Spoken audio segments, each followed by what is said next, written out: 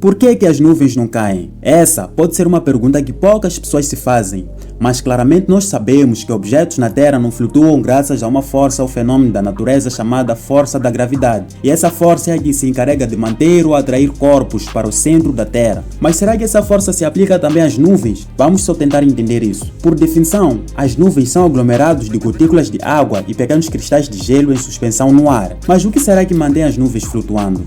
Na verdade, a força de gravidade ainda atua nas nuvens, mas o que as impede de cair é que, embora sejam formadas por água, que já é mais pesada que o ar, as partículas das nuvens são tão minúsculas que as moléculas de ar ao redor conseguem segurá-las, entre aspas, com uma força chamada atrito. Esse atrito mantém as gotículas suspensas, mesmo sendo mais pesadas que o ar. Além desse fenômeno, o vento também desempenha um papel importante. As camadas de ar em movimento abaixo das nuvens geram turbulência, impedindo que elas caiam diretamente. Podemos dar exemplo de um pássaro. Para ele conseguir se estabilizar no ar, geralmente bate as asas e é graças a isso que ele consegue voar. Ou como outro exemplo, se ficarmos parados na água, eventualmente afundaremos, mas se nos debatermos ou fizermos movimentos ritmados, conseguiremos flutuar. Mas uma vez que uma nuvem se encontra muito densa e pesada, esse efeito perde a sua utilidade e a nuvem, de certa forma, cai, mas não de maneira direta, e sim como chuva e neve, dependendo da concentração de água ou de gelo.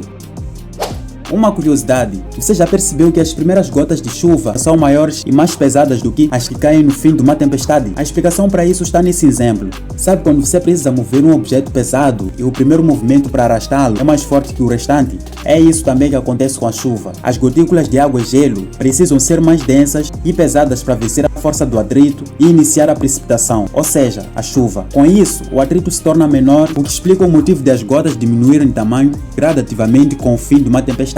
E falando de nuvens, como elas se formam? As nuvens são formadas pela transformação de vapor em pequenas gotas de água ou cristais de gelo.